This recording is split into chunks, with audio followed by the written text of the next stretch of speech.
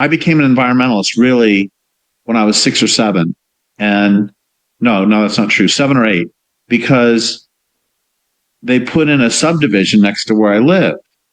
And I just remember thinking as a kid, if they keep doing this, where will all the garter snakes go? And where will all the grasshoppers go? And where will all the meadowlarks go? All the songbirds, all the cottonwood trees.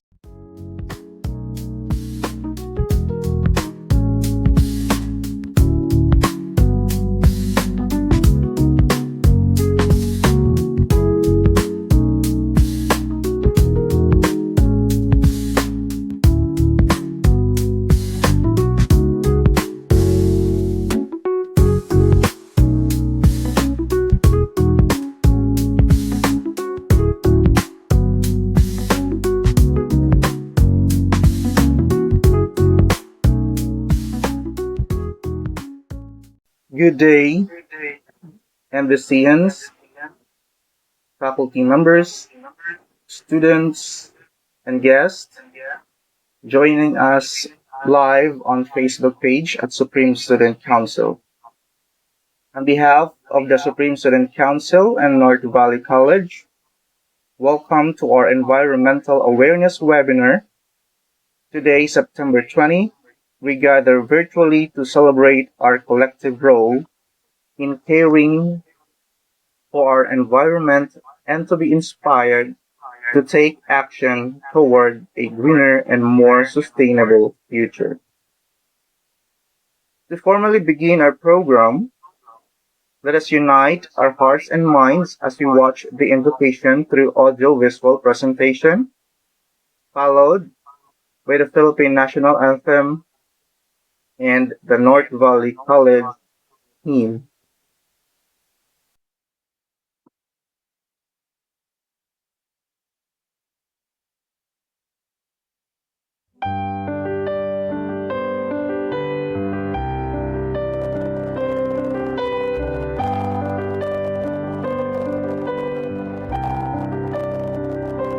Praise God, from whom all blessings flow. Praise Him, all you creatures here below. Even in the valley, even in the storm, praise His name forevermore. Praise God. Praise God, awake my soul and sing. Praise God, praise God, hallelujah to the King.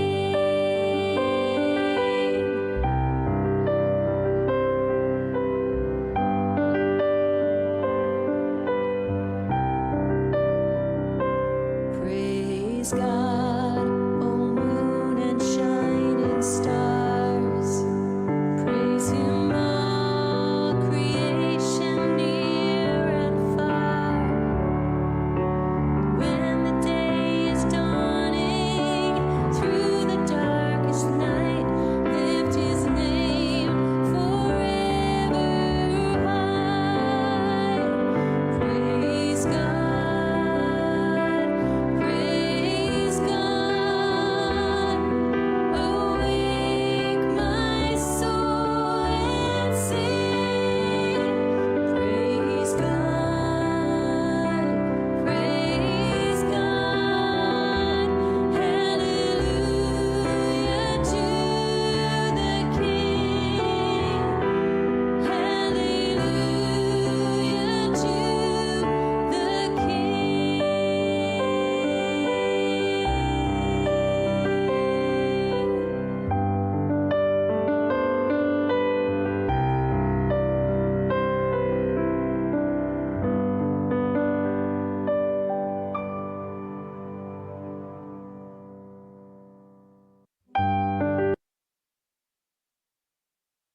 Mga kababayan, ang pambansang awit ng Pilipinas.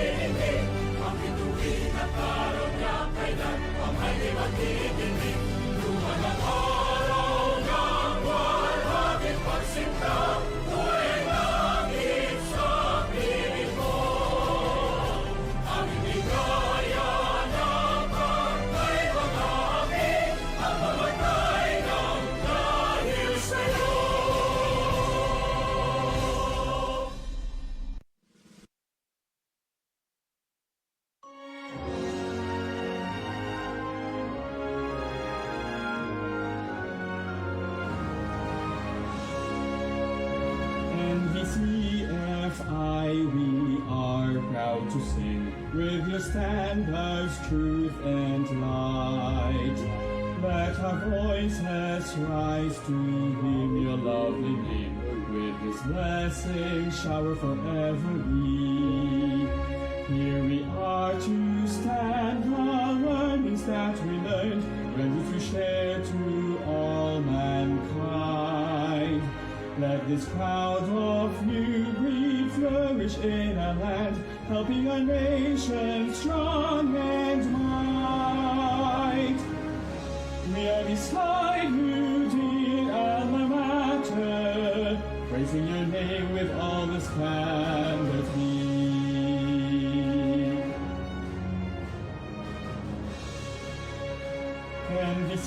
NVCFI, we are proud to sing with your standards, truth and light.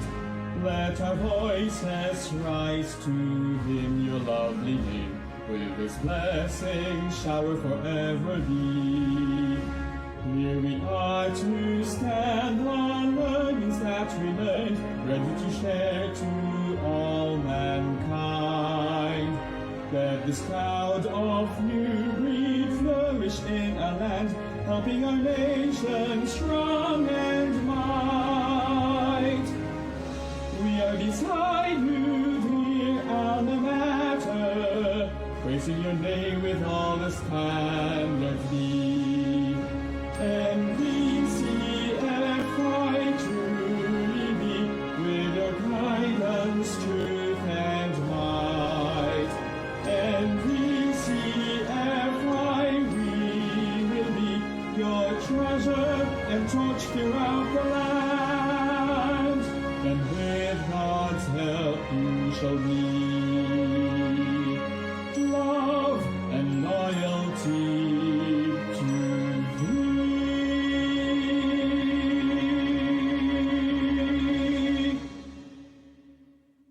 At this point, Let me check if to I share am the audible. objectives of today's activity and to officially welcome us Thank you, all, Layne. we are honored to Before I hear will from give our just a NVC short Quality Assurance Director, Dr. Rogelio P. Bayad. information, Layne, the pictures that you have shown is coming from our school, a very humble school at the foot of Mount Apo.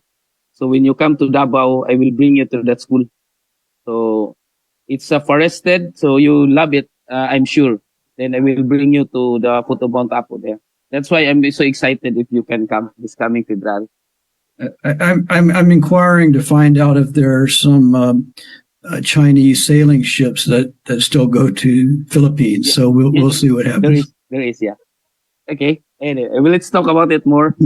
So again, good morning to everyone. It's an honor to to have with us a philosopher, at the same time a writer and an environmental activist, Derek Jensen. Thank you for sparing your time with us. I know this is quite, it's evening in your place. and also through the generosity of Dr. Layne, Layne, a good friend.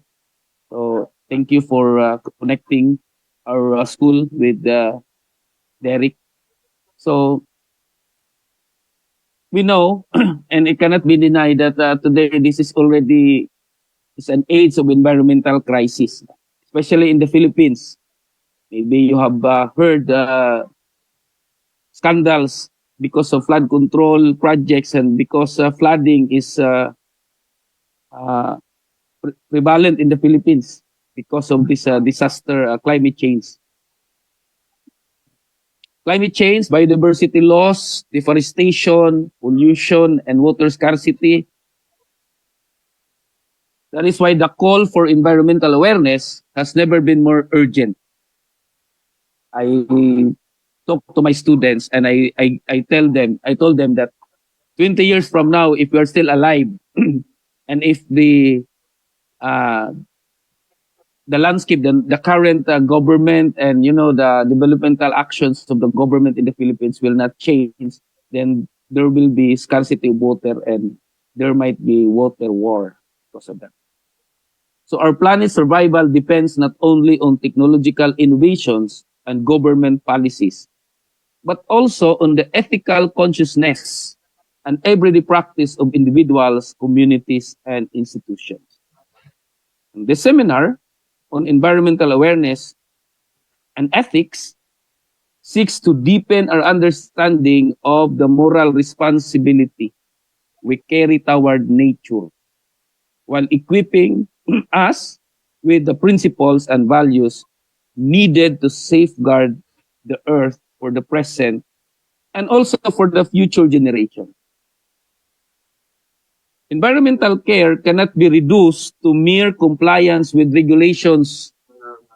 In the Philippines, we have this regulations, environmental compliance, etc. But with the weak government and the weak institutions, there is always a way to expedite transactions without following. But nevertheless, environmental care cannot be about compliance only.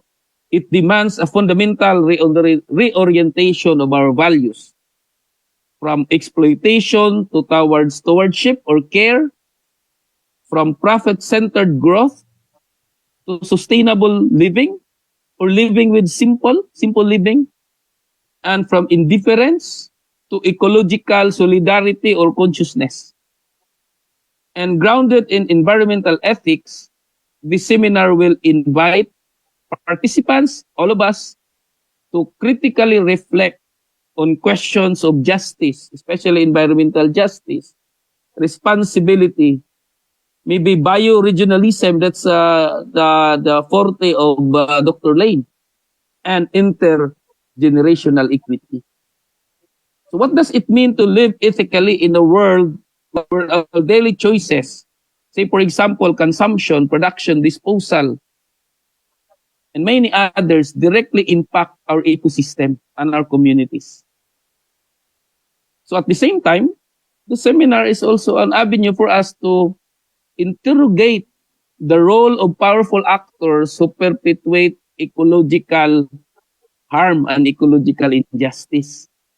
From multinational corporations engaged in extractive industries and large-scale deforestation, mining, and many others, to local enterprises that prioritize short-term profit over long-term sustainability, we cannot ignore the structures of exploitation that degrade the environment. That is why for my students here, and even some of my colleagues, we need to have this critical mindset to always question some of these activities and even practices that are harmful to the environment. We cannot have environmental awareness seminar like this, but continue doing things that are detrimental to the environment. It's a lip service if we continue doing something, but having this seminar and yet our values and practices are still uh, detrimental to the environment. global reports reveal that a small number of corporations account for the majority of carbon emissions. We know that.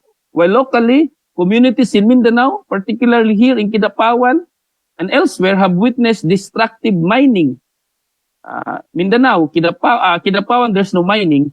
But in Mindanao, in Palawan, in Surigao, in many other parts of Mindanao, destructive mining, logging, agribusiness that displace indigenous peoples and threaten biodiversity. By examining these realities, this seminar aims to foster not only personal responsibility, but also collective action toward accountability and systemic change. And ultimately, the seminar emphasizes that environment is not merely a resource to be useful by a common home in to be used, but this is a common home entrusted to us. That is why we call this Mother Earth. Protecting it requires cultivating the right principles: respect for life, responsibility for the common good, justice for indigenous and marginalized communities, reverence for creation. And so, through critical dialogue, this after this, Derek and Layne will have this dialogue, and we will be listening to that. And later on, we will have a comment and discussion from our professor, Dr. Ryan Mabolok. So, ethical reflection and shared commitment. This webinar seeks to empower us to become advocates of ecological integrity who will resist environmental plunder and embody values that promote sustainable and just ways of living. So with that, I thank you and welcome everyone for this webinar. Thank you very much. Good morning.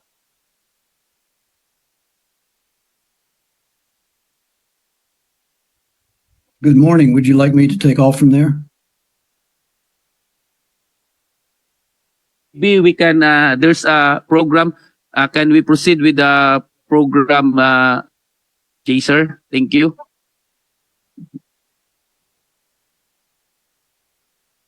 There's another speaker, right? Another. Thank you very much, Dr. Bayed, for your meaningful message. Now, at this point, to formally introduce our keynote speaker, distinguished American author, eco-philosopher, and environmentalist, known as the philosopher poet of his generation. He has written over 25 influential books, including Endgame Volumes 1 and 2, Bright Green Lies, and The Culture of Make-Believe. His works challenge modern civilization's destructive relationship with nature, inspiring action for genuine ecological resistance and change. He is recognized as one of many readers, Okay, so visionaries I'm going who are to changing your world, speak quickly here. brings global The insight format and a for powerful today voice is to this discussion. dialogical, Ladies and and I've gentlemen, already talked with Derek help me about this, welcome but you had Derek asked that I Jensen. give some slides to provide context, and then after that, I'll do that, and then after that, then I'll introduce Derek, and I want to go more literary rather than analytic. I'll give some of the analytic at the beginning, and talk about the literature over the course of, say, a few thousand years. And so I first should ask, can everyone hear me in the back? I say in the back. Yes, Layne. Okay. You can even discuss what you have chatted with me this morning. You can talk about it before you. Okay. Oh, yeah. Okay. Okay. Well, everyone can hear me. I say in the back because usually in an auditorium. How many grad students, undergrads, professors, priests, seminary students do we have? Can you estimate?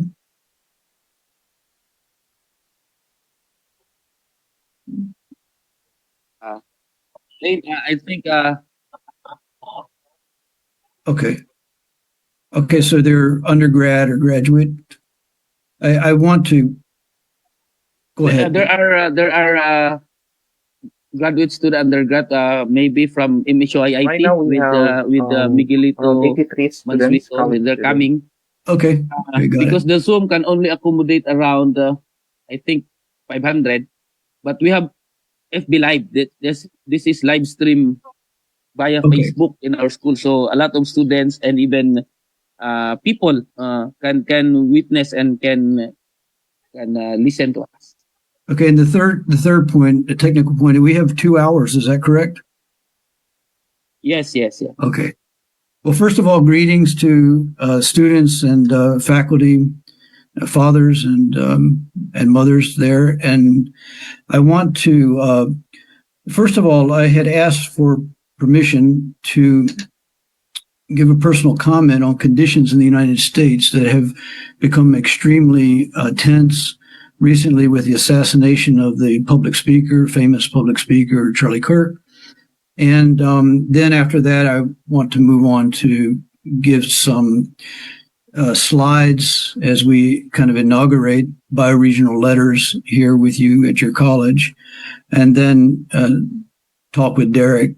Derek and I also want to give time for you to ask questions, to give you a chance to interact with Derek and on his work. And it can be anything from his book, Language Older Than Words, to Culture of Make-Believe, where he looks at culture, to Endgame, where he talks about more or less the paper that you have of mine there today. So we want to give as much time for that. So I'm going to try to move through as quickly as possible.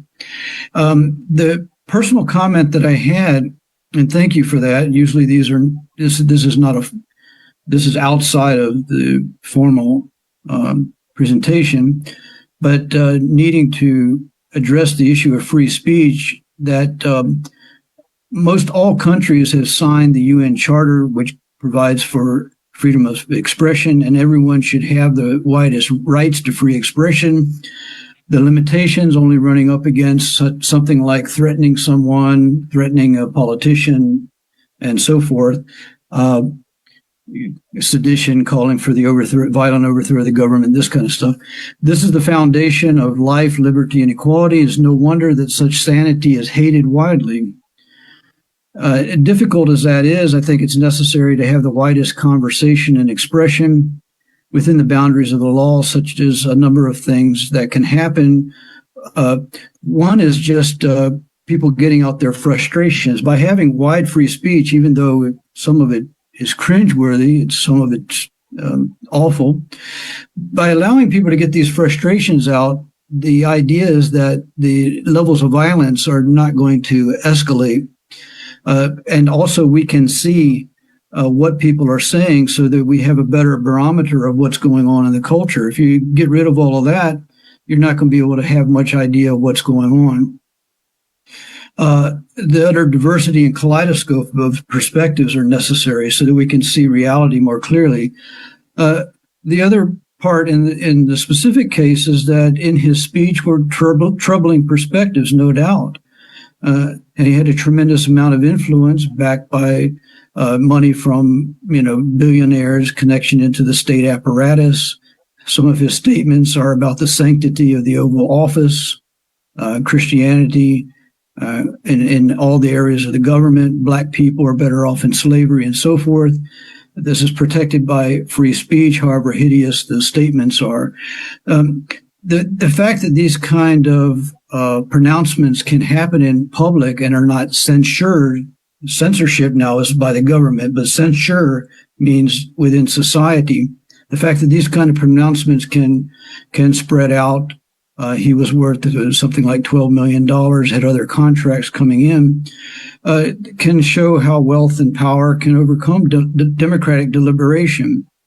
It's a signal of utter disintegration of a society, as the U.S. is likely in free fall right now with no real or sane movements that can stem the slide into civil war. Civil wars being pointed at by all areas, even called for by some areas of society. What's going to happen next is, of course, there's so many inflection points that have occurred over the past few years. It's difficult to even consider, to think of, much less make an assessment. I hope that the experts and the analysts can get enough information that the checks and balances can work that are still present in the United States. I want to reiterate, as I did in my public talk in Bangkok, 5 months ago, that something like seizing people off of the streets. Brahmeja Uster, for example, the PhD students from Tufts, seizing people out of one jurisdiction, showing up in another jurisdiction, disappeared for however long. U.S. citizens being seized and taken to other countries, into other prison systems, this kind of thing.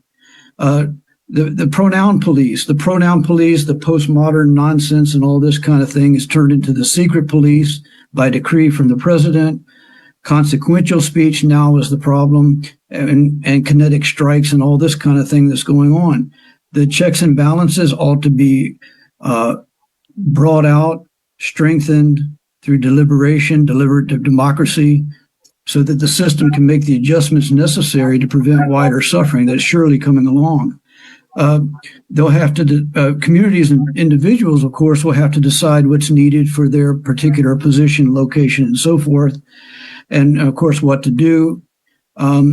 While there are good and sane principles to guide us, and well worked out practices like the conservation movement that we'll talk about, that got the Wilderness Act and the Clean Water Act, Clean Air Act, and all of that, there's no real universal or general application that I know of that's going to be able to deal with this. There needs to be a multifaceted and fluid response to the crisis. A couple suggestions as a basic income would go a long way towards helping people, particularly in a market society. So if you have a basic income, then it'd be difficult to get rid of people, or you could, even if they lost their job, they would still have an income. Ancient Athens did have a basic income. That would help. It would also help with a computational society. And I'm quoting Coretta Scott King in her lecture at Harvard just after Martin Luther King, her husband, was assassinated. She talked about a computational society. So that's my basic comment, and I can engage on that in public social media and all of that. It's not for this place. To go back into the forum and the formal talk, you had asked that I provide some slides, so I'm going to share my screen. I'm going to describe what I call the Megapolitron, which is mega means massive, and polis means the city. Polis means the city, like cosmopolitan and this kind of thing. And then tron means acceleration. So it's a massive acceleration of the megapolis and the megalopolis system, these massive cities, like the Pearl River Valley, Lagos, New York, and this kind of thing, Manila. All right, so let me share those quickly. I want to get this stuff out of the way so that we can get into dialogue with Derek. Okay, I'm sending a request to share this. Okay.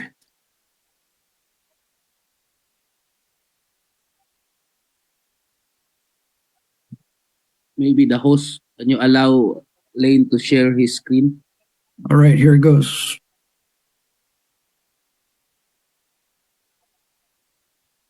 Let's see here. Slideshows. Okay, well, I have some highly dataized or thing. I usually don't talk about this unless I'm in a technical discussion, but I want to, but you asked to give you an idea of what's going on here. So the slide I have in front of you here is population, human population. This is over the last 12,000 years of what we call the Holocene, which is a time when the Earth, when the ice caps had receded, ice age, and there was more agreeable, or what I would call agreeable climate for humans and animals and so forth.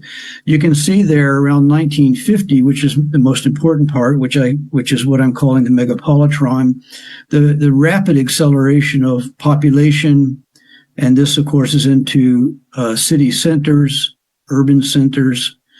So much so that right now the UN estimates that there's about 58% or 60% of all humans live in cities today, and that's expected to go to around maybe 60 or 70% by 2030. That's within most of our lifetimes here.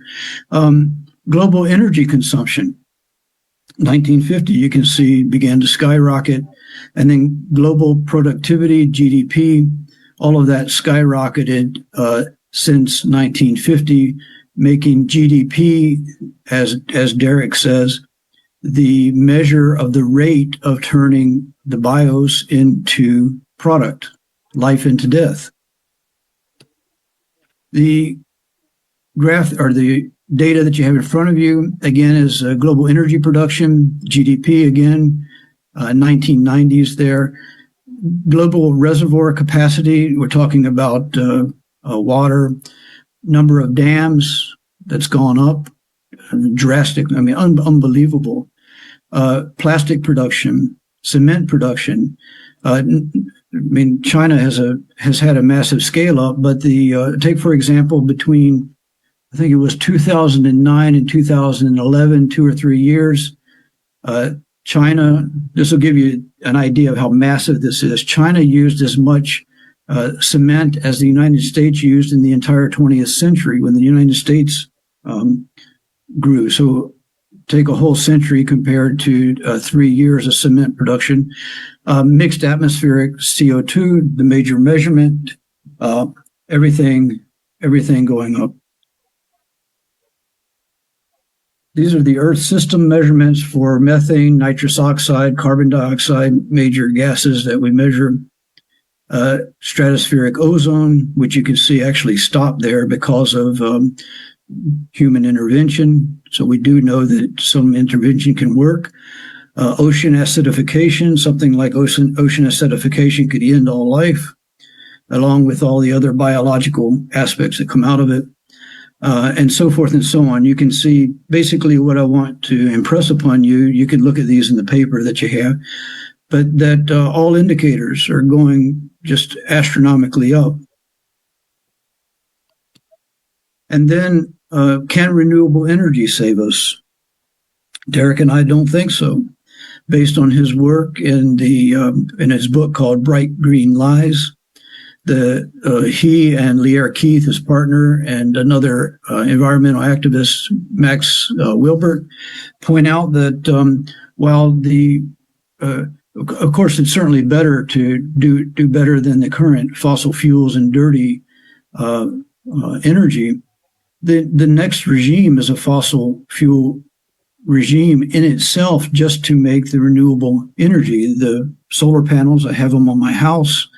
PV systems and all of that stuff. And what is crucial that Derek points out, and many other activists, George Werdner, and others, Bill McKibben is one, but he's quite much into promoting this renewable system and used to be in the other. What I was trying to say is that this all is a second renewable, it's a fossil system. The other system is not going away. It's increasing. So all forms of energy production are increasing. We're not decreasing fossils and increasing a second fossil regime in a better way. The other thing is that clean renewable energy is like a sci-fi aspect, and there's none of this what we call an eco-technics, and none of it is a democratic techniques. These are all authoritarian techniques. Just look at cases where Chevron is attacking indigenous peoples and lawyers that are suing. I forget the person's name who's being sued by Chevron, but one of the famous lawyers is being sued by Chevron, and so on and so forth. I hope that gives you an idea, and I want to move on. It's unequivocal. There's no denying this data that's coming out. This is not like some kind of, conspiracy, global conspiracy to overcome science. Science is not going to be overcome in that way. There's too many people looking at it. It's spread all over the world, and it's not culturally specific. For example, if I fly in an airplane leaving Nagoya here in Japan, and I fly to Cambodia, if we fly over a theocratic a theocratic society, the plane still works. The mechanics still work. I mean, there's still something going on that's beyond just cultural or our, whatever we like things to be. I want to turn the slide off, and I could take questions later, but that's not the main focus. The focus is to impress upon you. Okay. All right, let me move back to talking about this particular situation. It's been talked about. Climate change has been talked about everywhere. In fact, Derek grew up in Boulder, Colorado, where the location of the National Oceanic and Atmospheric Association is located. That's the premier or world premier location for measurement of climate science and all of that. I think that most of you know the IPCC and so forth. So that should conclude, the basic analytics. And I want to get into talking about the true culture, humanity, nature, and ecology. And I want to introduce my teacher, one of my teachers, and it's been some years now, in fact, probably more than a decade. Going way back, maybe, I don't know how long that's been, maybe more than a decade. I wrote to Derek about an introduction to a book that he has written. Actually, I didn't write to him about ecology. I wrote to him about an introduction to a book, or a section in a book that he wrote called Pacifism as Pathology, where he recognizes the power of nonviolence, especially when you have wide social support, but to take this position of nonviolence and impose it on people that are under threat from any number of things, from the state to oil companies, mining companies, is as a pacifism. When confronted with violence that's going to eliminate you, the sane response is to respond back any way that you can to try to stop it. And again, I was a Satyagrahi when I was younger, more of in the American environmental tradition. Satyagrahi is Gandhi's movement and this kind of thing.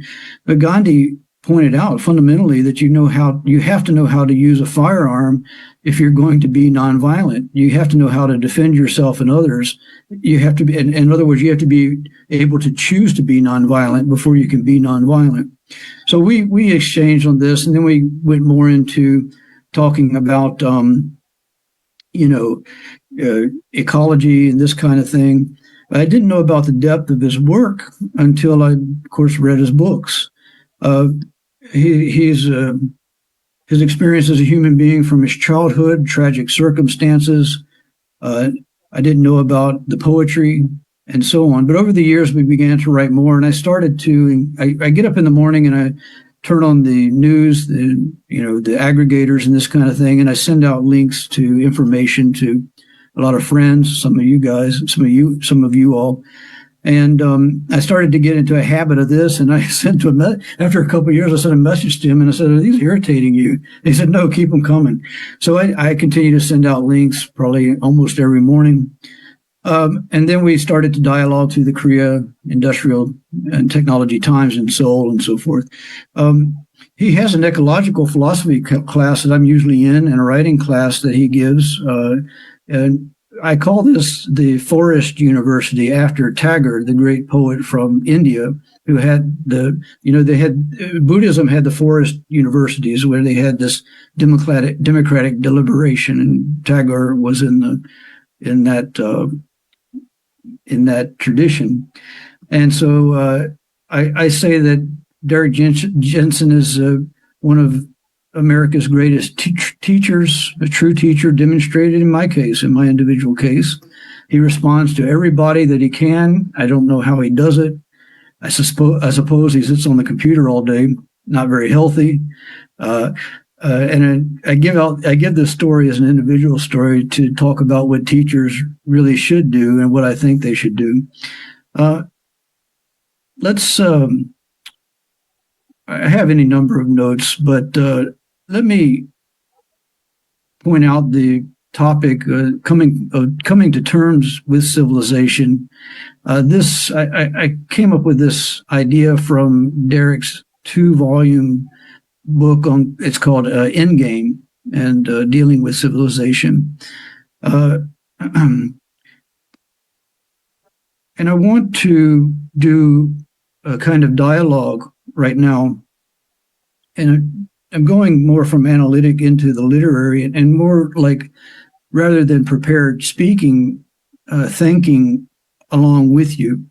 So I'm going to go into the role of interlocutor or the dialogical position with Derek. And I'm going to read or to quote from some literature, and then I'll ask Derek to respond for you to give you some depth on the cultural aspects of what we call civilization. Now, when I use the term civilization, of course, a lot of people, the way that it's used these days is after the Enlightenment and kind of developed culture.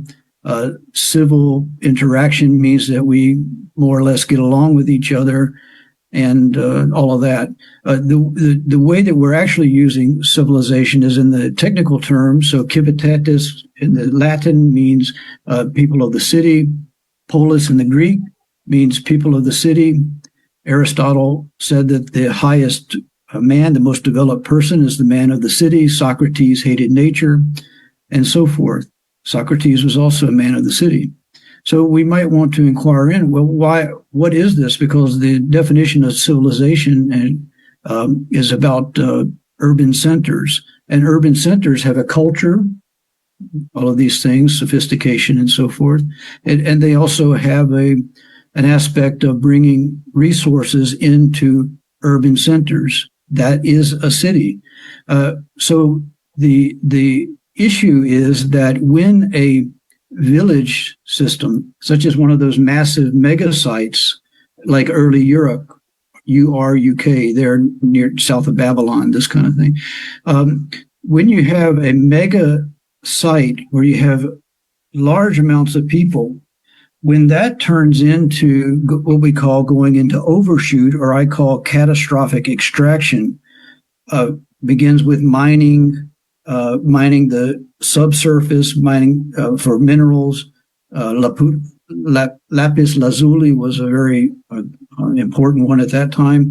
Mining the soils for agriculture. Then you get a kind of what we call a citadel forming, which is the kind of nascent city that becomes a highly concentrated situation of wealth and power, and then this spreads out and it forms districts and controlling units and this kind of thing. That's an urban center. So this is all civilization. Now with Derek, we will come to find that there's a particular kind of culture to civilization. So culture and civilization should not be conflated. Human cultures, they're everywhere. All kinds, specific kind of culture of cities, and we'll find out what kind of culture that is. So first of all, I want to thank you for listening, and I want to give the floor to Derek, great American teacher, true friend, almost I could say a true friend to everybody. He's hated widely by this kind of postmodern Antifa, these kinds of groups, basically any authoritarian system. He and his partner have been physically attacked. Lear Keith, his partner, has been put in the hospital by these people. I fear for their assassination. I've written to them about this. If you want to see where true heart lies, and I'm speaking just as a person, as a friend, listen to Derek Jensen. Derek, welcome. It's great to see you always. And I want to pose some questions to you. I want to make some statements and see what you say. Can you turn on your mic so we can hear you? Yeah, thank you. I would like to thank everybody for being here and thank the organizers for putting it on, and the school. I would like to thank all of you very much for that. I appreciate it. I'm glad to be here. Great. I want to, since we're at a Catholic college, I want to start off with, I want to go all the way back to Gilgamesh at the moment, 5,000 years ago, the king of the first city-states. I want to start off with Father Tertullian. Father Tertullian, as you know, lived around 200 AD, so about 1,800 years ago. And I want to give a quote from his work. I mean, Tertullian's work is like this, major. So he's the father of Western Christianity. And the early fathers, an interesting read. Of course, a lot of you are younger. You haven't had a chance to read the early fathers of the church, but highly recommend it. Tertullian writes, Derek, surely it's obvious enough if one looks at the whole world that it's becoming daily better cultivated and more fully peopled than anciently. All places are now accessible. All are well known. All open to commerce. Cultivated fields have been subdued. They've subdued forests. There are now large cities. Our numbers are burdensome to the world, which can hardly supply us from its natural elements. Our wants grow more and more keen, our complaints more bitter in all mouths, while nature fails in affording us her usual sustenance. 1,800 years ago. Derek. Well, a few things. One of them is, well, thank you for that. And a few things. One of them is that a lot of the problems that we face are not particularly challenging to see. As you just mentioned there, this Tertullian was noticing this 1,800 years ago, and it's not, people notice this now. I don't know the insect situation there in the Philippines, but in the United States, when I was a kid, we used to have to clean off the windshield all the time because of insects. And nobody ever cleans their windshield anymore. And there was a rhyme when I was in school that was about bird poop when I was in elementary school. Birdie, birdie in the sky, why'd you do that in my eye? Now I'm glad that cows don't fly. And the point is that bird poop was a thing that you would get on your car. I remember having birds poop on me from the air. And I just noticed bird poop on my car the other day. And that's pretty rare now. It used to happen all the time.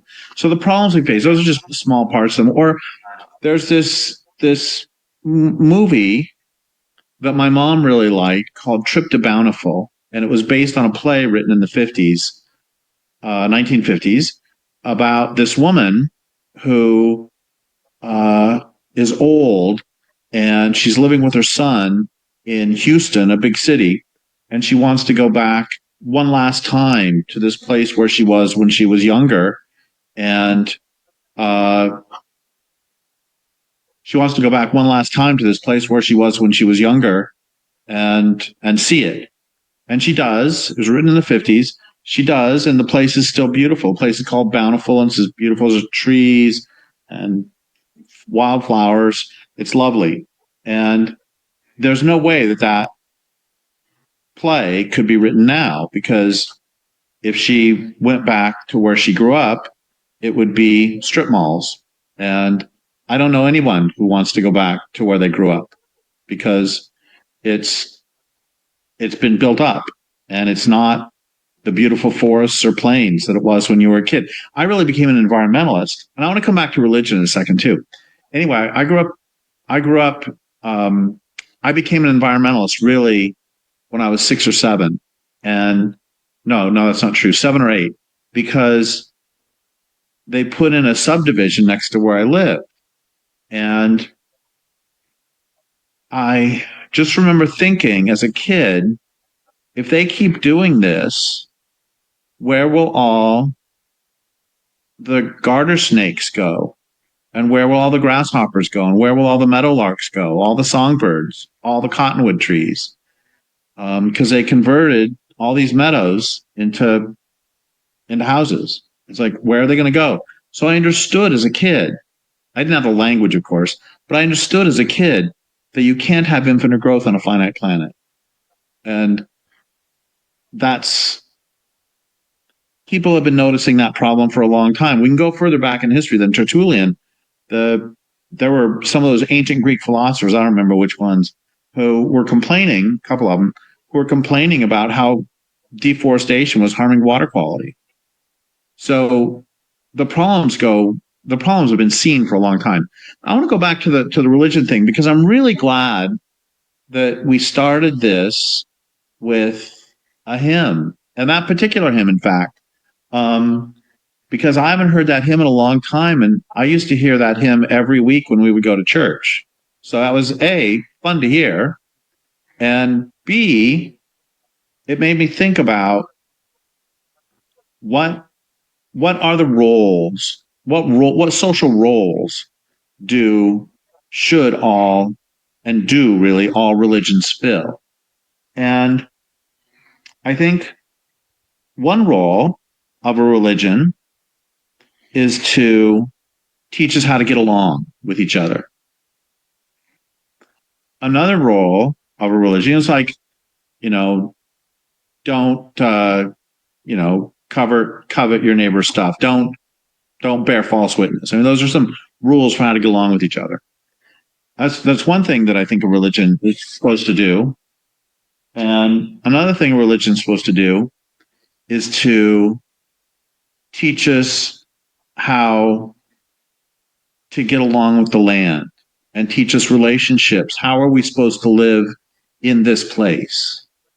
I think that a religion is supposed to teach us not just our relations with human neighbors, but with non-human neighbors. And how do we get along with the redwood trees out here or whatever trees live where you live? And I think another function of a religion is to teach us how to experience the divine, however we want to define that. How do we experience that great joy and mystery, the wonderful thing that is life itself? Like, how do we, I think a religion is supposed to, I think we all know in our bodies how to feel that wonderfulness of being alive. But I think that there are ways we can be taught to more. It's like we all inherently sort of know how to walk and how to run, but we can be taught how to walk or run or think more effectively. And I think there are ways that people can be taught to experience the divine more effectively, to experience, again, divine however you want to define that. I think it's so funny. The last couple years, and then I'll stop wandering and we can ask another question. The last couple years, I've gotten kind of addicted to, I never had a cell phone. I don't like most technologies. And I find the notion, I don't even like getting regular phone calls, much less it's like, I'm supposed to carry this thing around with me all the time. So like people can call me 24 hours a day. That's just nuts. I don't even like it when, okay, I don't want to like valorize bad behavior, but every time I hear the phone ring, I swear. And I don't, so it's like, you want me to carry this thing around with me all the time? But here's the thing. The last couple of years, I've gotten kind of addicted to listening to audiobooks.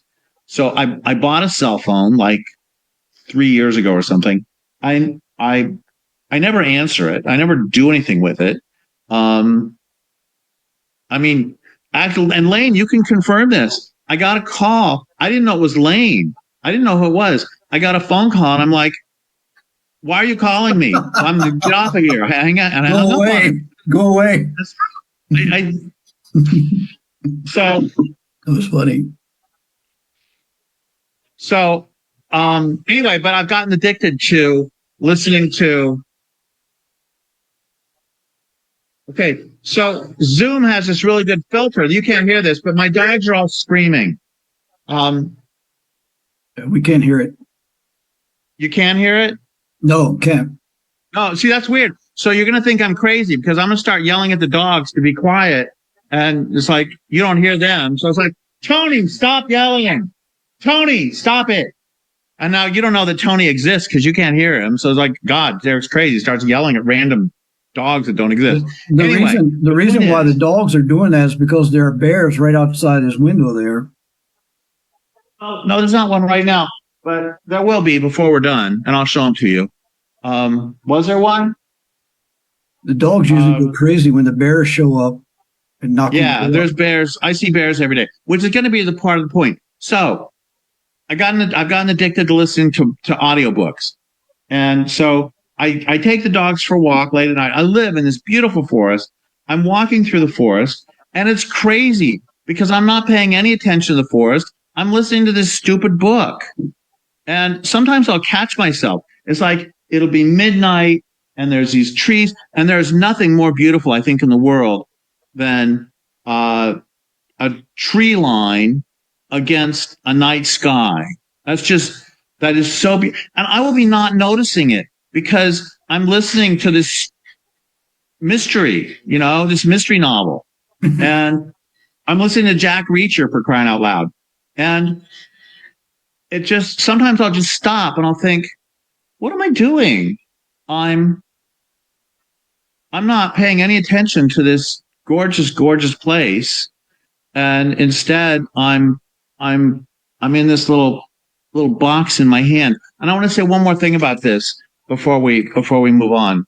That is, actually, I want to say two things. One of them is that this is a bigger problem. Years ago, John Livingston was the one who introduced me to this idea that pay attention to, just think, like right now, what percentage of your sensory perceptions were either created by or mediated by humans or machines? Like right now, I'm inside, so every sound is created by or mediated by human beings. I can see trees out here, but for the most part, my attention is all either created by or mediated by humans or machines. And it used to be, when I go to cities, like if I go on tour to give a talk, a lot of times at the end of the day, it's just too much noise and too many sharp corners. And at the end of the day, I just go back to my hotel and I pull the drape shut and turn off the lights. And it's just, I feel like my skin's kind of been abraded, and I feel like I'm just too sensitive. And I used to think that cities were places of sensory overload. That's how we think of them. That there's cars honking and there's radios and there's all this stuff. But John Livingston pointed out that all of those sounds are coming from one source, which is really either humans or machines. And that's not how we live for most of human existence. And he complains.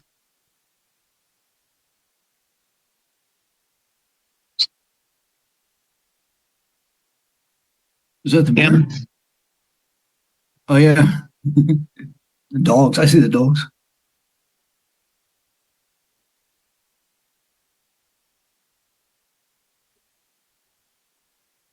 Okay, so I'm gonna take just a second.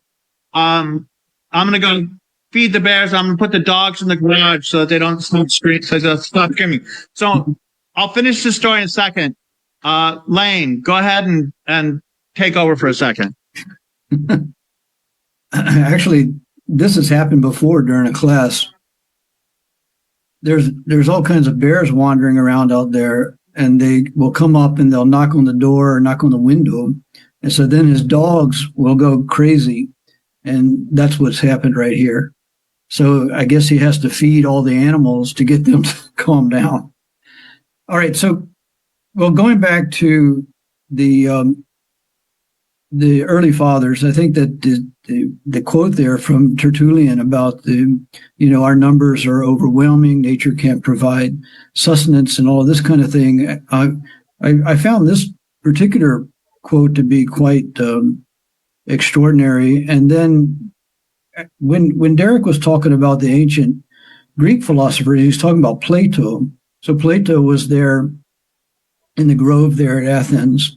And he was commenting on how the deforestation across the Mediterranean had occurred, and it was so much so that the erosion from up in the high area, they cut down the trees, the erosion of the soil would wash down, and the port cities would have to be moved, a kilometer farther out.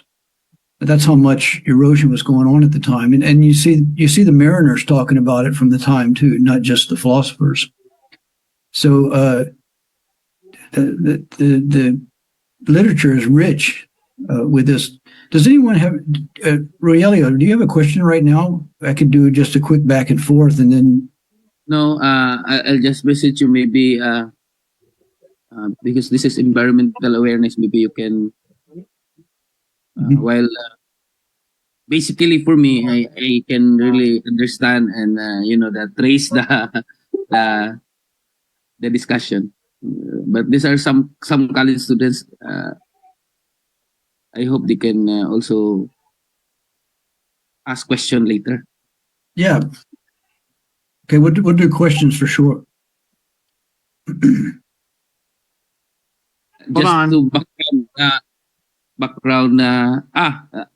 Derek is back. Can you see so the you bear? There's the bear. What's does it have a name? Do you name him? This one's Big Bear. Big Bear. It looks hungry, Derek. Get back inside.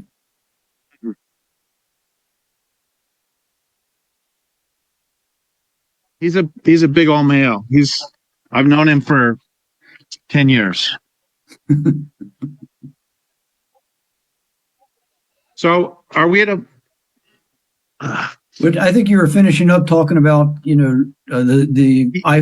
have, an iPhone, an iPod or something? You're listening to mystery novels, Jack Reacher or something? yeah. So the point is that what John Livingston said is that cities are not really places of sensory overload, but they're places of sensory deprivation, because we're listening. Everything we hear comes from one source, and that's true for most of us.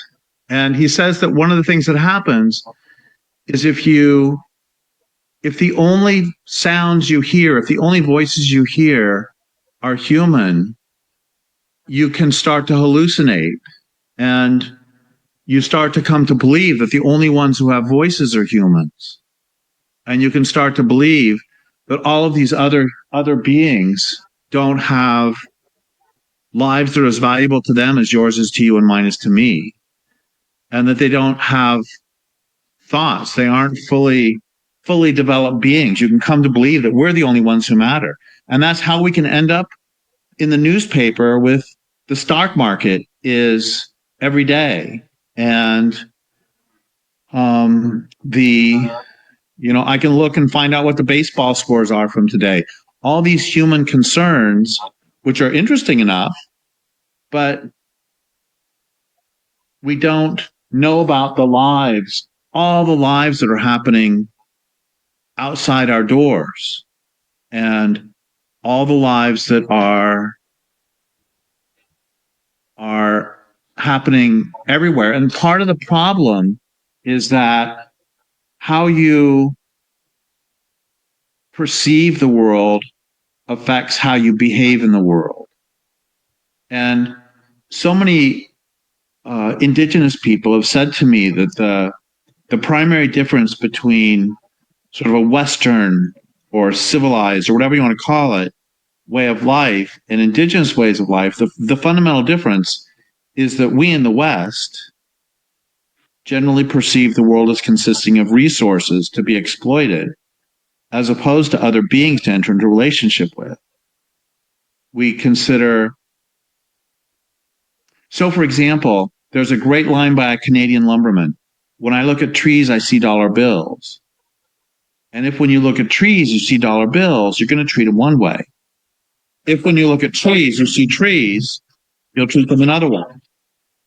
And if when you look at this particular tree, you see this particular tree, you'll treat it differently still. The same is true for salmon, for bears, for anything. This also, this is getting even more off topic, but this is one reason that I've written, one reason among many, that I've written so strongly against pornography, because pornography teaches men to perceive women as sexual objects to be exploited, as opposed to other beings to enter into relationship with.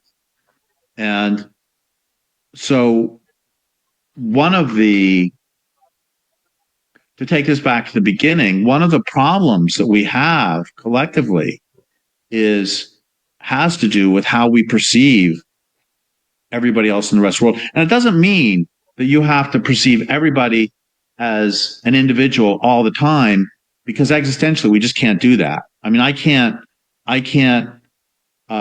conceive of all of you as individuals right now. I don't know you, and you can't really conceive of me anything beyond this little screen. Or if you go to the grocery store, you can't think, oh my gosh, the person behind the counter has hobbies, and this person has a bad relationship, and this person has a good relationship. You're just there to get some bread. And so we can go through, but the problem is not having to perceive everybody as an individual at every moment. But the problem is that we have been systematically taught to separate ourselves and consider ourselves superior to everybody else on the planet, and to not recognize that that bear has a life as valuable to him as mine is to me. And the same is true for, the trees. The same is true for everybody. They all have their own lives, and life is much more complex than we think, which I think I've wandered enough for now. Yeah, Derek, I think that the issue here is that the culture you're talking about tries to grasp nature or God, whatever the all is, and it doesn't seem to be possible. We can't perceive beyond a certain human level. We can't think beyond a certain level. Can you just comment on this? There may be some time, yeah. This, I don't know if this is way beyond my remit here, but yes, I love this line. I can't remember who said it. Some guy in the 1950s said that nature is not only more complex than we think, it's more complex than we're capable of thinking. And I think that that's one of the reasons, when I was talking earlier about experiencing the divine, that I think that's one of the reasons that some form of religion is really necessary it is a necessary part of human existence, not only to teach us how to live and teach us, but also because life is more complex than we're capable of thinking. So we have to have some framework to put on that great mystery and magic of the universe, or the great mystery and magic that is just even our own bodies. That I think it's extraordinary that we have one of my dogs is a Jack Russell Terrier, and he had a very tough life before I rescued him, and he when I first got him, he bit me, and it's extraordinary how my body healed itself. I didn't have to think about it. I didn't do anything, and it just healed. That's an extraordinary, wonderful, beautiful thing. And bodies themselves are absolutely miraculous, individual bodies. And it doesn't matter whether we're talking about a human body or a caterpillar body. And I think, maybe instead of saying experience the divine, or in addition to it, it's one of the purposes of religion, I think, is to help us recognize the important role of wonder in our lives, and just to sometimes stop and go, how beautiful. And yeah, part of what is so beautiful is that incredible complexity. And I think about this a lot. I can look at the forest and I see this forest.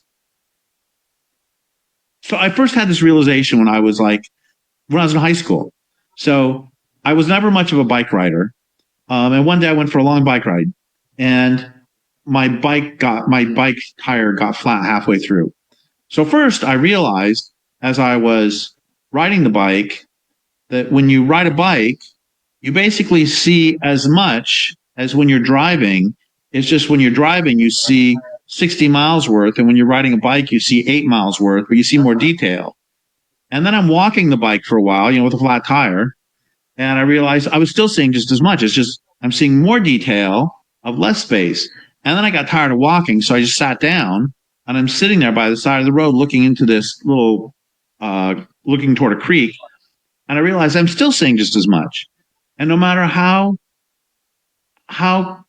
the closer you look at it, it's just as the complexity goes down to, oh gosh, I don't know what the numbers are. I'm making the numbers are up. But if you take a teaspoonful of soil, it will be full of, I'm making up the numbers, 500,000 different arthropods. As that, a lot, a whole lot, just in a very tiny bit of soil. And those are the ones who are doing the real work of keeping life alive, keeping life going. And so there's this tremendous hubris we have. We have this tremendous, terrible pride that thinks that we can manage a forest. We can manage that complexity. We can put a dam in a river and predict all the effects that that's going to have. We can acidify the ocean and predict all the effects that it's going to have. We can overfish a region and predict the effects it's going to have. It's going to have all sorts of effects that are that we could never predict, because we are not because we're not capable of thinking that well. I want to one thing to bring this down to the student level is I can pose a question, rhetoric. How much do you touch plastic per day compared to another human being? Their skin. I'm borrowing from Derek's one of his books. So how? Yeah, this was a horrifying, absolutely horrifying moment for me, is when I realized that I touch plastic more than I touch flesh. That's crazy. I touch plastic more than I touch my own flesh, for crying out loud. And that's, there are these people who worry that humans will get combined with machines. And there are people who think this is a good thing, sort of the Elon Musk thing or the whole transhumanist thing of we'll upload our consciousness to machines. And that's true, that they're trying to combine us more and more. Yeah. But the truth is that we're already incorporated into it, in that we communicate. We're communicating right now via machines. And what are the effects of that? I can't. This is. I hope that this is useful for some of you. I hope that you're getting something out of this. But I have to hope that, because this is different than if we were all in the same room. If we were all in the same room, I could tell this person's getting kind of bored now. This person is shifting because they're really uncomfortable. This right. person is enjoying it. And we would be actually having a relationship, and even a superficial relationship. We would be having something, but I could smell the room, and you could smell me. You could see the various, how I'm sitting, and we're reducing everything down to this, just this voice. And that's not, It's what Coretta Scott King said there after Martin Luther was assassinated. Computational society. It's interesting that what you're giving is more the obvious, but the neurologists are saying that our brains are changing according to, when you're constantly interacting with this screen and it's going on for, however many hours per day, compared to for, however long, millions of years, being mammals, for example, have been interacting with nature that has this high complexity, this interrelational kind of perceptual apparatus that has developed over that time. Because the brain is plastic, when you start to interact just with the screen, you're losing a lot of this ability for perception. That's absolutely true. And thank you for bringing that up. And it reminds me of a couple things. One of them is that I read this thing not very long ago that young children are spending so much time on screens that their eyes actually are not gaining the strength, the ability to focus. If you're outside or if you're not looking at a screen, your eyes are constantly focusing near to far, and that's exercising those muscles. And the actual muscles on their eyes that cause them to focus were not change focus, were not working the way they were supposed to. That's one thing. Another thing is that I talked earlier about us not interacting with wild nature, and that changes our values, changes what's important to us. And I read this thing, this is a few years ago, about how they asked some people between the ages of 18 and 25, they asked them 3 things that I remember that were all horrifying to me. One is, if you had a choice between losing your cell phone or losing your finger, a significant portion of them, like 30%, would choose to lose their finger. And that's one thing that was horrifying. Another was, if there's a fire in your home and you have the choice of saving your cell phone or your cat, a significant portion would choose their cell phone, which is horrifying again.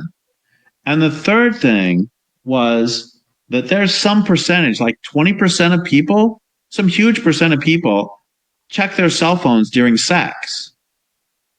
And that's that would be a deal breaker for me. Just don't lose the finger that you use to get into your phone with. Oh yeah, exactly. So, and the point is that that's showing, actions speak louder than words, and that's showing the values that have been inculcated into us. And there are, I don't mean to be that old person, but I grew up in the days before computers, and even in my 20s, there really weren't computers. The internet wasn't around until my 30s. And I got to tell you, days were a lot longer, not just because I was a kid, and not just because I was in my 20s, but it's really easy. It's really easy to kill a lot of time. And I mean that literally, kill a lot of time interacting with the screen. Like I said, that's the addictiveness of it. I really enjoy listening to those books on the audiobooks, but it's still crazy. In the case of Skype, when Skype or these video systems came out, like what we're on right now, students were. I usually work with graduate students mostly in the past, and these days I'm just writing. But I did teach some in the classroom, and when Skype came out, everybody was really, impressed by it. And I was too, of course. But I had told particularly students that you're not going to have children that way. Biology is not going to work with all of these videos and chat and all of this kind of thing. Let me. Can we have 15 minutes more so that we can give Ryan the time to share his thoughts also. Okay, how much time do we have here? 10 minutes more. 10 minutes more. Okay. Thank you.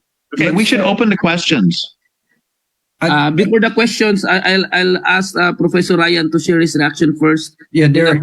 A lot of students will also do the question, so we can continue the dialogue later with the question from the students. But before that, I will give Professor Mabolok to share his thoughts also. Yeah, Derek, I made sure that there was quite a bit of time for students there. Okay. Let's talk about this culture that you're describing. So if we go back to the foundational poetry of civilization, Western civilization, all of that, it's the Epic of Gilgamesh, 2100 BC, so around 4,500 years ago or so. It says, I'm reading from the poetry. Now, this is an anonymous writer at the time. Actually, the first novelist was a woman at the time. Gilgamesh went down to trample the forest. After killing the forest guardian, he discovered the secret abode of the gods. Gilgamesh felled all the trees, cut down the forest. Enkidu is his sidekick, chose the timber, and then they laid low the forest, took it back to Uruk, U-R-U-K, to the city. What kind of culture is this? Well, I want to step back for a second and say that they say that one sign of intelligence is the ability to recognize patterns. And let's lay out a pattern and see if we can recognize it in less than 6,000 years. And that's when people think of Iraq as the first thing that they think of, cedar forest so thick that sunlight never touches the ground, because that's what it was prior to that time you're describing. And the Arabian Peninsula was oak savanna. And Iraq was cut to build that great city, as you just said. And the oak savanna was cut for export, actually. And the Near East was heavily forested. Greece was heavily forested. The whole Mediterranean was heavily forested. The forests of North Africa and the forests of North Africa were cut to make the Egyptian and Phoenician navies. And a line that I stole from somebody else is forests precede us and deserts dog our heels. And the sort of culture this is, part of the problem. So a city, and I'll keep this short. I know that we're ending in 6 minutes now for us, but a city is a collection of people living in numbers large enough to require the importation of resources, how I've defined it.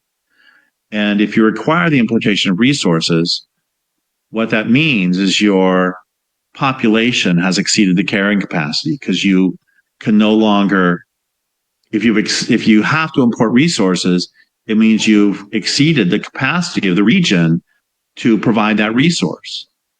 And as your city grows, you'll denude an ever larger area. And what this means is two things happen as soon as you require the importation of resources. One is that your way of life, as we just said, can never be sustainable. And the other is that your way of life must be based on war. Because when you've exceeded your carrying capacity, you're destroying the capacity of the land to support you. And when that happens long enough, you have a choice of either collapsing or conquering new territory.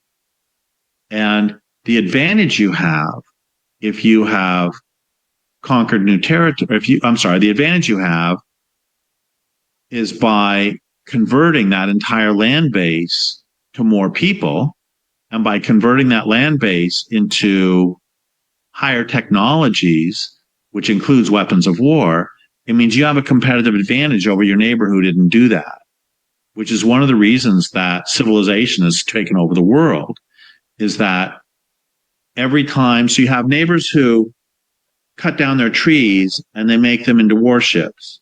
And this neighbor did not cut down the trees and make them into warships. Who's going to win the war? Well, then they take this area over, and then they do the same thing there, and they take this area over. And this goes back to what I realized when I was a kid, is you can't have infinite growth on a finite planet.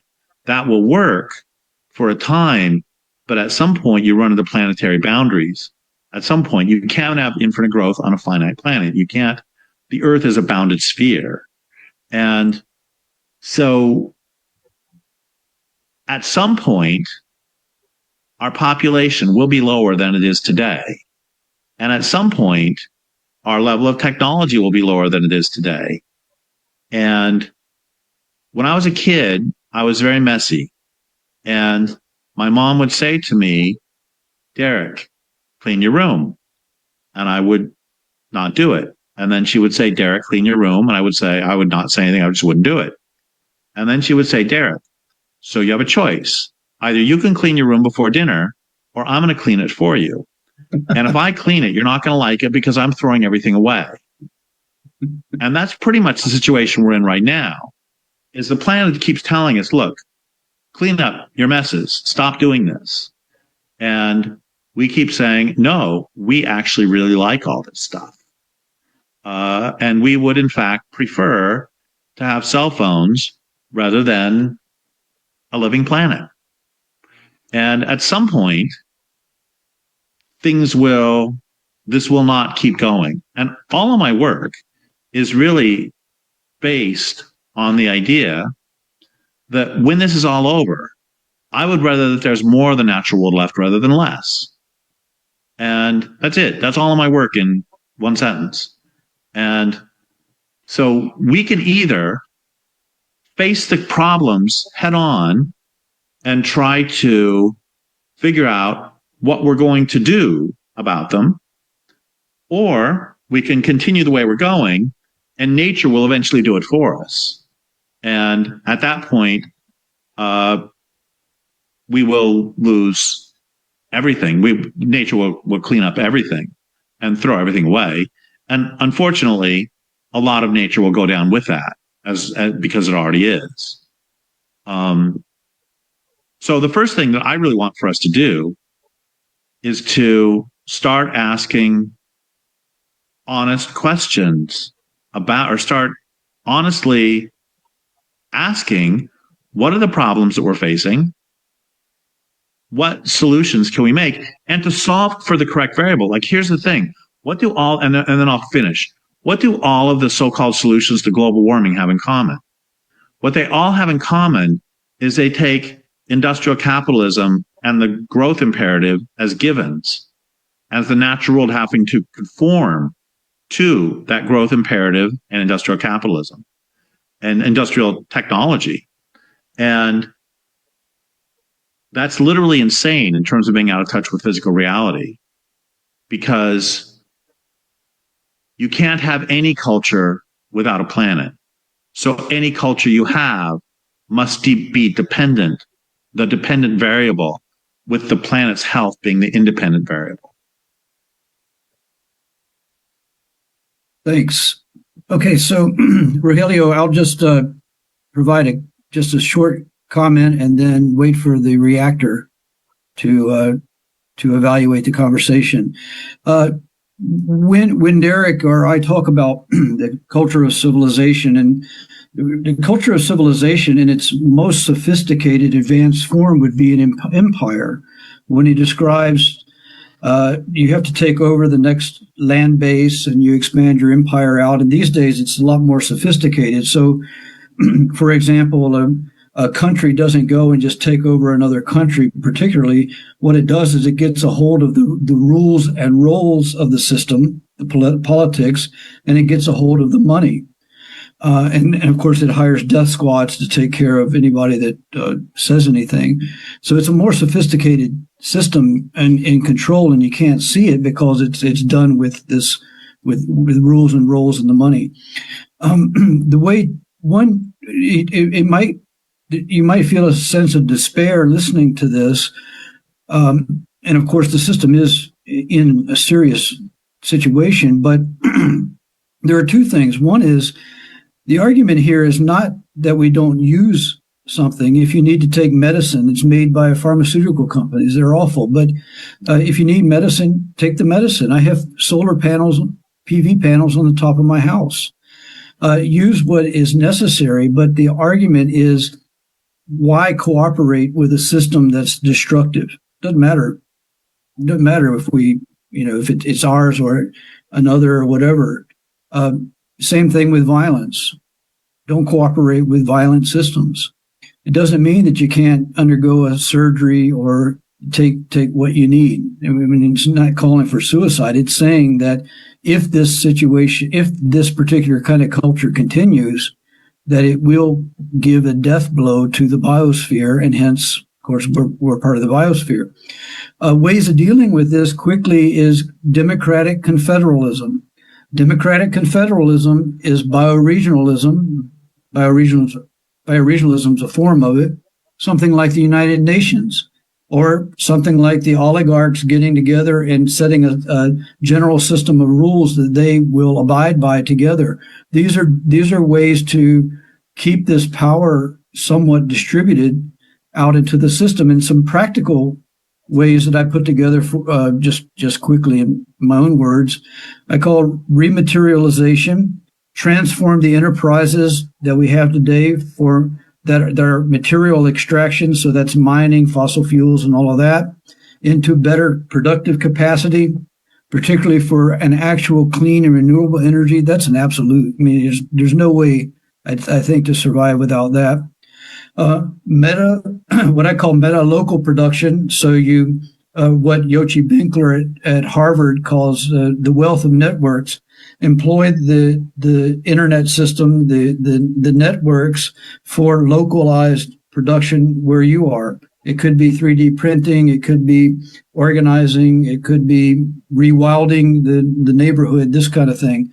The next is revillaging, rethinking the built systems. The built systems are these massive systems into urban villages and rural revival. So in the case of urban centers, there are still villages within those systems. Bring those back, make those more interactive. If you live in a massive high rise in China and a whole city of these things, a high rise could be a village. But everybody within a certain locale may not have the same ideas. Some people might say, well, we don't want to be a part of that particular village idea you have. It's okay. You can do meta local revillaging too, connecting with other people that want to work on whatever you're doing. So you have the localized and the meta. When I call neo-bucolic revival, so bucolic is the rural, it's about rural setting. So a revival of the rural regions where people are living, they need support. They need drugs they need medicines that can treat dracunculiasis, eye disease, trypanosoma, malaria, this kind of thing. They need other things, investment and so forth. The next thing is, and probably the most important, is rewilding. As Derek says, quoting him, salvage as much of wild nature as is possible now. The ecologists already know how to deal with the regeneration, which they say involves some human intervention. We need expert intervention to create the conditions where a forest can actually come back. It could take up to 1,000 years to get an ancient forest back. So when you're planting trees today, that's not a forest. That's a plantation. It takes many, what do you call it? Cycles of when the tree, carbon cycle. Yes, it takes many cycles of this for an actual ancient forest to come back. Get started now. The Chinese are doing tremendous work. It's not enough, but they're doing it. And, these are suggestions I give in the papers, and I'm always open to answer some questions. And let me finish. I know that was quick. Let me cede the floor over to Dr. Ryan. Thank you, Layne. Just to properly introduce our before Dr. Mabolok will share, no? Just for the audience to know, Dr. Ryan Mabolok is an associate professor at Ateneo de Davao University and a visiting professor at Silliman University. He holds a master's degree in applied ethics from Linköping University in Sweden, and in Norway. He explained he obtained his doctorate in philosophy at the University of San Carlos.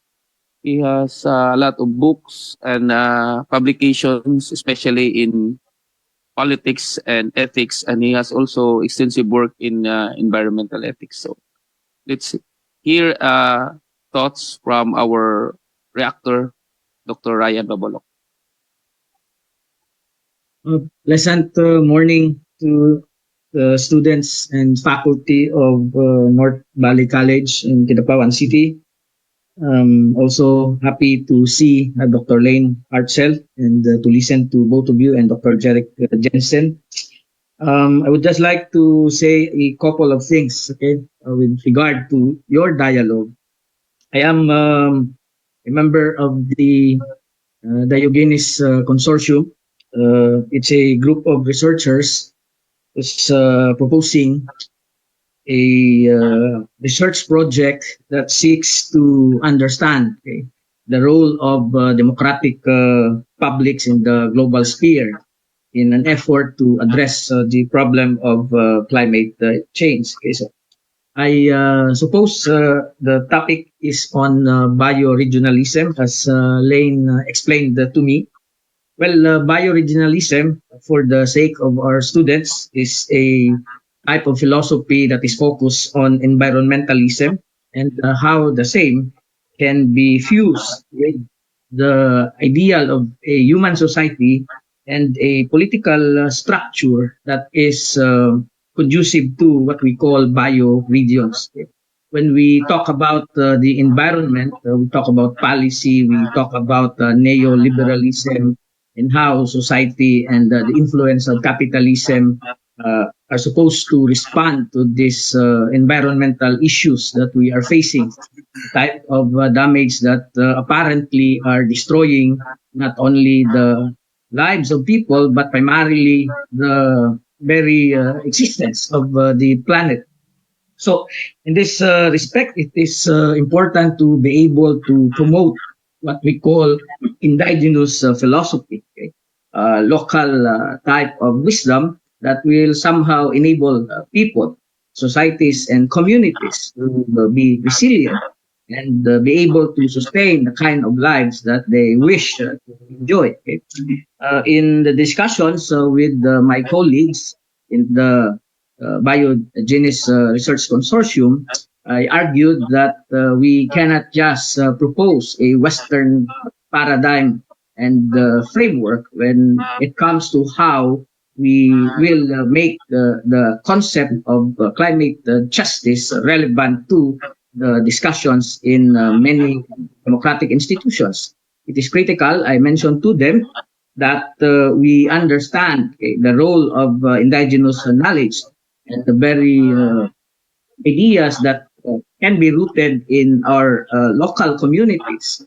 It can be said, for instance, that this concept of bioregionalism, which is focused on self-realization instead of, say, self-gratification that generally defines Western frame of mind, it's one that's rooted, for instance, in the concept that man and nature belong together, that there is a whole. What this means is that the individual cannot actually detach himself from the kind of life that he lives together with the species around this individual. The reality when it comes to Philippine society, however, I mentioned to them, to my colleagues, and as a note to the discussion this morning, is different because people are so engrossed with these many political problems, corruption, the lack of sensitivity on the part of our public officials, the exploitation that people suffer from, and the many other abuses that, in a way, have become uncontrollable because we have what we call weak institutions. And my point is that weak institutions are a result of the type of impositions that we have suffered from. And one of this type of domination comes from the reality of global hegemony. For instance, ideas from the West, Western lifestyles influence the way of life of young people in the Philippines, when in fact they should be more family centered, and instead of that, they become highly individualistic because, as you mentioned, the influence of these gadgets and our devices, in a way, kind of determine our behavior. So that what we have here is a kind of technological determinism. Nevertheless, we have to recognize also that technology is useful. Technology was invented by the West, and it is critical when we refer to modern technology that it also has its what we call contextual function. And by this, we mean that technology does not simply dominate man. In a way, technology, while it is a tool, it is also something that is useful in order to democratize society, help people pursue human well-being. We can cite an example. For instance, the use of subways and trains. If we have an efficient transport system, we do not need to build more roads in a car-centric society. If people are mobile, you can have these efficient systems, which means that people will not feel the need to own a car. That will save a lot of costs when it comes to the detriment that we impute unto the environment. On the other hand, if we maintain a kind of society that is truly democratic, it is crucial that we employ these systems, including the use of these online technologies, which can make the transactions in government transparent. And in that regard, we kind of limit the influence of people and rogue behavior in terms of the pursuit of the programs and projects that the government must implement in order to benefit the poor. So this means that when it comes to human society, it's always a paradox. It's called the paradox of the device, according to Andrew Finberg. While a device is useful, we also understand that any device, any gadget for that matter, can be detrimental to the well-being of the person. While a cell phone, in a way, can influence the behavior of a young individual, it is also helpful in as much as it can give assurance to a parent, for instance, that the child is safe wherever that person is. During the pandemic, we have seen the importance of ICT, and it was critical in order to pursue a kind of education that we wish to provide to everyone. And the use, for instance, of online technology has become quite relevant insofar as it allows us, for instance, to conduct dialogues and engagements like this with top-notch scholars abroad, which would not be otherwise available if there was no type of modern technology that will allow us to link a far-flung, say, college or university to the best scholars in the world. So, in a way, bioregionalism is important because one of the most difficult things that we in the developing world have realized is that sometimes we tend to think that development is a myth, that the progress is only available to those people who are entrenched in power and are in a position to influence and in that sense control society. But young people must understand that technology is also critical in terms of enhancing human lives and in terms of providing a better picture of the reality that we wish to put ourselves into. For instance, if we talk about philosophy, I always argue that whether you study philosophy in Europe, which I did, or whether you study philosophy in Japan, or whether you study philosophy in the Philippines, you are reading the same book. And because we are into the same kind of reality, and so therefore we argue differently insofar as we have different minds. But while that difference is critical, it suggests, however, that human beings are unique in terms of their appreciation of reality.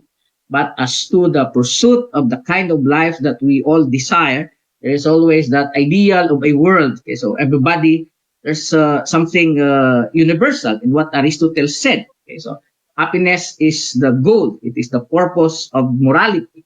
And that kind of finality, I suppose, while it is Greek, is not something that should be limited only to the Greeks. There's so much to learn from it. And as much as there is also a lot to learn from local scholars like Carl Gaspar, Dr. Rogelio Bayod, who have studied the value and, in that sense, the character of indigenous wisdom and knowledge. Thank you so much, Layne and Derek and Dr. Rogelio Bayod for this opportunity to participate in your meaningful discussion this morning. Thank you so much, Doc Ryan. Maybe Doc Lane and Doc Derek can respond to that. And after this, we will continue with the questions from the students. No, Lane and Derek are still here to Go ahead, entertain Derek. some of the questions from the students. No, go ahead, Layne. Well, first of all, just quickly, formally, yes, Derek and I are scholars in some senses. Some writings, he's written a whole lot. In my case, but I would, our position is kind of like the American conservationist philosophy. It's a tremendous movement going back to. There's Henry David Thoreau. There's John Muir. Then comes the Wilderness Act in the United States. That was a worldwide massive thing. The national parks, national forests, all of that stuff was put into place. And so I call this, I don't know, Derek, I don't know if you've agreed with me on this term, but I call it Republican conservationist preservationist position. In that, and we'll get a response right now. The Republican Party is, you got in these major states and these systems that we've described, you've got to have a republic, which is a res publicans in the Latin, which means a public state. You don't want to have a theocratic state. You don't want to have a market state. You don't want Exxon to run the state, this kind of thing, which it does.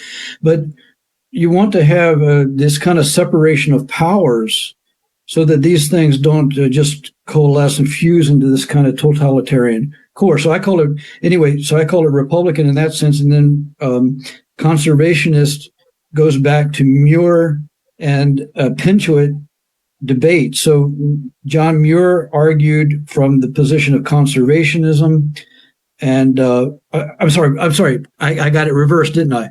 Pinchot argued from conservationism, which means, for example, flooding the part of the Yosemite Valley called Hetch Hetchy, so that you can get water for Imperial San Francisco.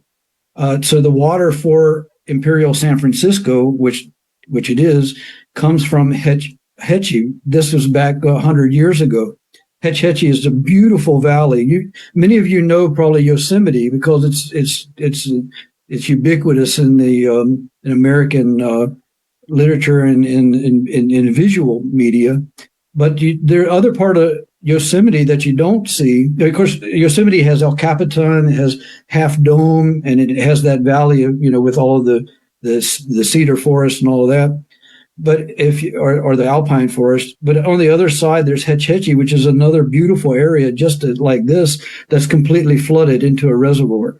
Okay, so that's Pinchot's argument, is that we have to flood this to get it to San Francisco to feed the city. Muir's position was preservationist, that you don't do this because these cities are just going to grow out of control. The system won. Muir was defeated. Pinchot later conceded the argument and went with Muir's position. Nevertheless, the Hetch Hetchy is still destroyed. Derek, do you agree? Do you accept the position of Republican conservationists, preservationists? I think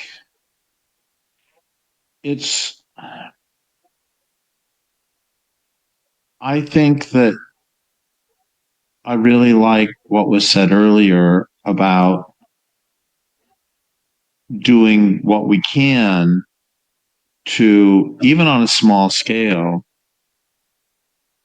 I think that the most important thing that we have to do is to recognize that the health of the planet is primary, and that we need to try to, how do you act such that the world is a better place because you were born? And I don't know what category we put that into. I think that, this is, it's in some ways it's dead easy to do. salmon make the world, make the forest a better place just by living and dying. And that's how the world got to be so wild and fecund in the first place. So the question is, how do we make the world a better place? And the physical world. And I think that is going to have different answers in every different place you live. And that can certainly include human justice questions, absolutely. And it also, I think that we desperately need, I keep thinking about some things again that when I was younger, some indigenous people said to me about how the most important thing we can do is to sort of recognize the circumstances that we're in and then make our loyalty to the natural world. And I want to come back, to one other thing you said earlier, Layne, I thought was really important, that when you said, this doesn't mean we can't live good lives. And yeah, I realize that a lot of what I said is fairly bleak, but at the same time, there is this wonder. It's just, I'm a complex enough being that I can hold in my heart the understanding that politically and socially and ecologically things are really bad, but life is still really good. And we spend so much time trying to avoid feeling how bad things are. I think we spend more energy avoiding feeling how bad things are than we would if we just felt it and then moved on. And so, yeah, that's not, I mean, I know this is again off topic, but where there are too many humans on the planet, that's just true. But my niece has 5 kids, and it's like, it doesn't matter. I mean, on the big scale, she wanted children, and that's great. What I do personally is not, there are no personal solutions to social problems. And so what we need to do is to act politically. And part of the difficulty is that I am not convinced. Yes, if they put me in charge of the global economy, I would certainly not collapse the whole thing immediately. I would get rid of things that are crazy and wasteful first. Get rid of golf courses. Day 1, get rid of golf courses. Day 2, retractable stadium roofs for sports arenas or something. Sort of do the low hanging fruit first, and the very last thing, but we also need to face the fact that the industrial energy grid and global transportation system are not sustainable. And they can't be for systematic functional reasons. And that doesn't mean that, oh my gosh, I can't, buy a banana from South America, because it doesn't matter. If I were never to eat, I haven't eaten a banana in years, but if I were to eat bananas, it wouldn't matter. It has not mattered that I haven't eaten bananas. It hasn't mattered to the global system. And so the important thing is to recognize the circumstances the best we can, and then also do whatever we can to. Here's the thing: is the big divide is not between those who think that we need to get rid of the entire global industrial system and those who don't. The big divide is between those who do something and those who do nothing. So the best piece of advice I can give to anybody, smartest thing I ever did in my life, is in my 20s, I realized I wasn't paying enough for gasoline, by which I mean that my payment did not cover the social and ecological costs of gas. And I'll finish this very quickly. So what I decided to do is, for every dollar I spent on gas, I was going to give $1 to an environmental organization, except I didn't have any money. So instead, I started paying myself $5 an hour to do local activism. And so if I spent $20 on gas, that means I have to do 4 hours of activism that week. And that's how I got off my butt. I got off my behind and actually started doing something. That's how I became an activist. I said I was an environmentalist, but I wasn't doing anything. I was an environmentalist when I was a little kid. I wasn't doing anything because the problems are so big and I can't do anything. So I started doing something. And like, I don't care what your issue is. Whatever you love, it's under assault. And if what you love is long form discourse, if what you love is happy families, if what you love is children, there are a lot of children who need a lot of things. If what you love is bears, they need things. It's like whatever you love, you can find something to do. I know this woman who what she cares about is stopping men's violence against women. And she's relentless. I would never ask her to stop doing that and do something else. That's the great thing about everything being so messed up is no matter where you look, there's great work to be done. So just whatever your issue is, I mean, small publishers for books are in trouble. Sorry, go ahead. I'm done. I wanted to add in there, for population, I mean, that's a major crisis. Well, if we want to start with that, with activism and also personal too. I mean, again, I still eat meat occasionally, still eat beef or pork. It's, it's ubiquitous in the cultures. Try to avoid it, but, stop the production of beef and meat and this kind of thing. There's like 1.2 billion cows on the planet, and this whole meat production system. Well, get rid of that. I mean, even before we start talking about the problem with humans, we'll get rid of all of these as you said, these excess like cruise ships. I mean, cruise ships. I mean, you got like a few thousand people floating around in a hotel using the crudest diesel fuel possible. These kind of things, these really extreme things, these need to be dealt with, right? Well, A, extreme things do need to be dealt with. And B, it's like if cruise ships aren't your thing, that's fine. You can certainly like support local bookstores. I mean, local bookstores are going out of business. I don't know about any other country but the US, but Amazon's killed them. And that I think is really harmful for discourse. No matter what your issue is, just get off your butt and do something and do a little bit. Don't like take on the whole thing at once. Just everybody can do like a couple hours a week. And then what you find is you're actually having so much fun that you stop keeping track of the time. Let's open it up for questions. I want to give the students a chance to ask you questions.